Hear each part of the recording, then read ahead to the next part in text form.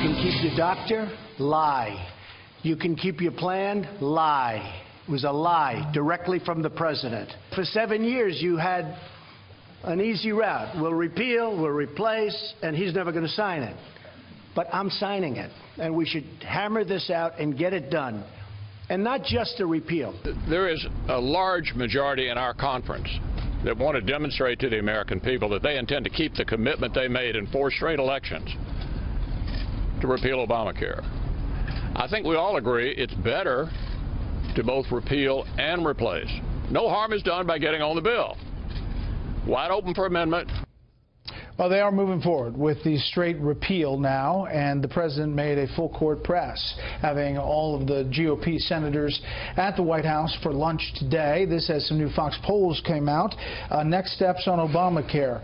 People saying keep it, make it better, 60% in this poll. Throw it out and start over, 33%.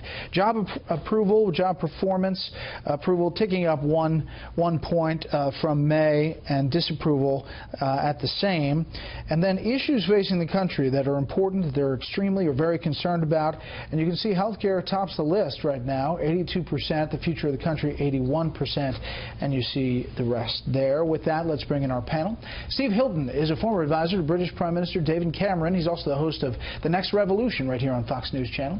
Amy Walter, national editor for the Cook Political Report, and syndicated columnist Charles Krauthammer.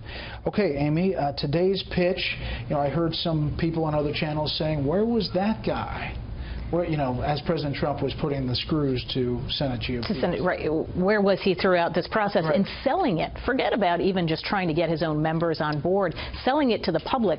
As you pointed out, right now in the Fox News poll, 60% of voters saying the exact opposite of what President Trump is arguing for there, which is to repeal it completely. They're saying, actually, keep it and make it better. That's not a message that's going through. The president's overall approval rating on the issue is the lowest of anything that he is doing. He's seen as doing much better on the economy than on health care.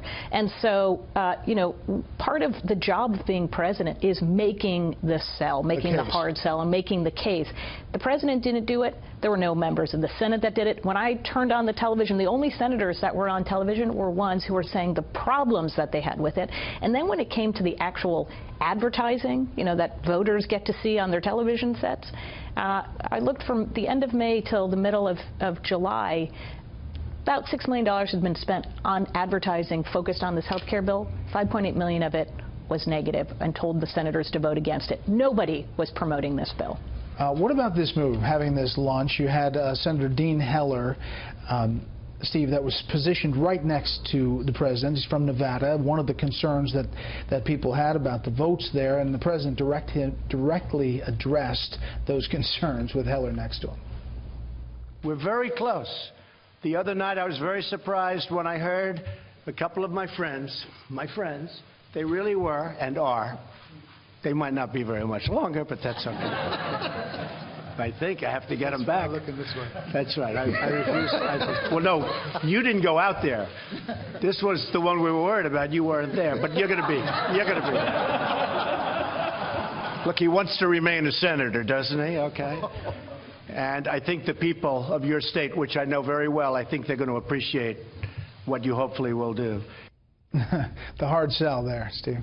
Look, that was fun. It's the version of Trump, I think, that people respond well to, and they like him. But to be completely honest, I think this day-to-day story is actually really beside the point. I think the most relevant thing that we've heard in this whole discussion lately was what Boehner said. Do you remember in that speech earlier in the year, where he said in the 25 years he was in Congress, he didn't see any moment when the Republicans agreed on what to do about health care. And I think the biggest story here, in all the talk of, is the bill collapsing or not, is Obamacare collapsing or not? I think the real question is, actually, is the Republican Party collapsing?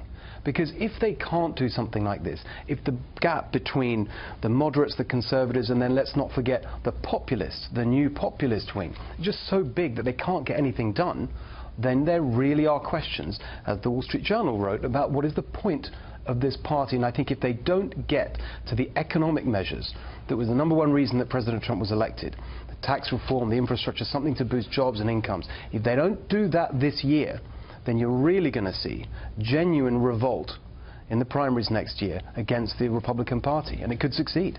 Well, there's one caucus up on Capitol Hill on the House side, agrees with you a lot. Here's Congressman Meadows.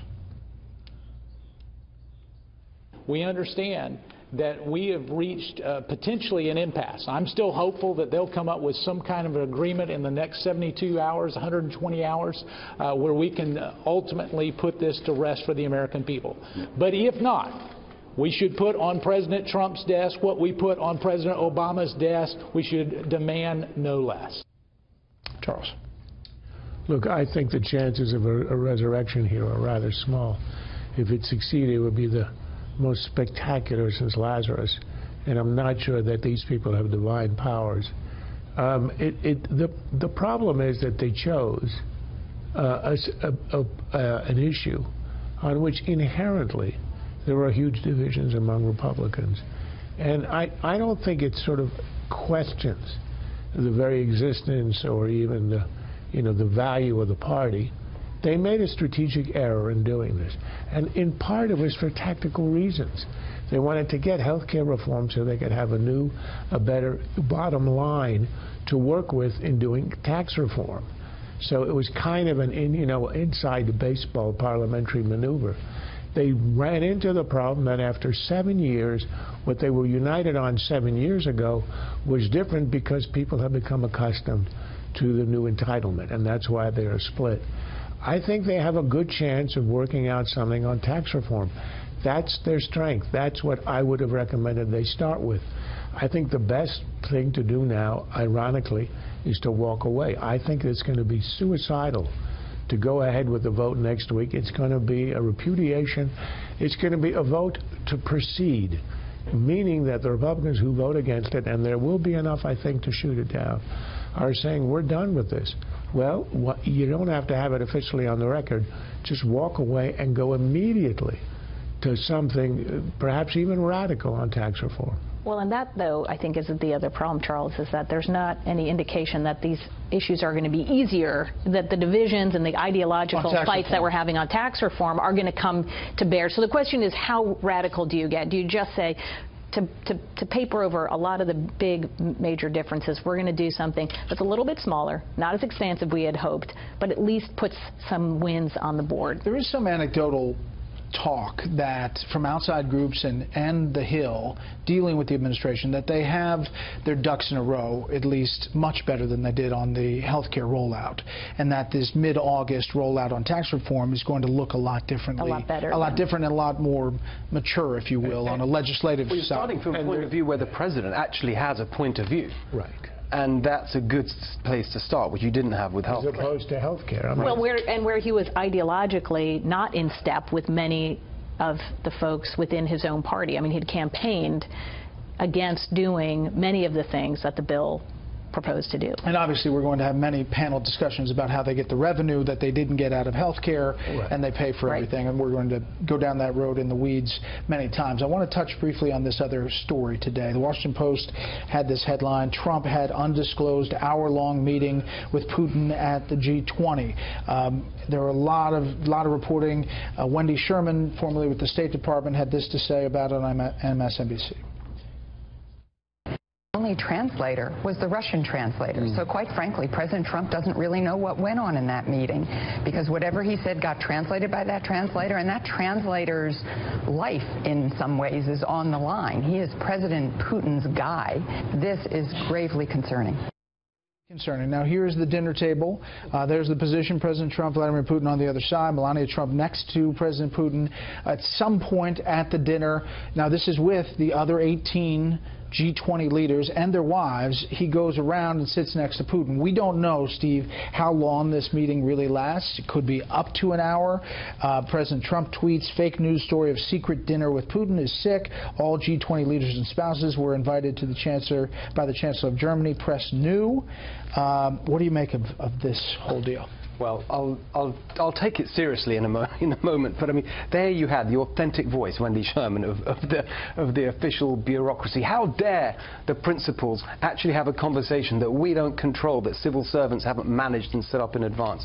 It's just, this criticism, I think, just reveals actually the shallowness and superficiality of the critics, because what they're really upset about is the style, how things are done, where the protocol was kept.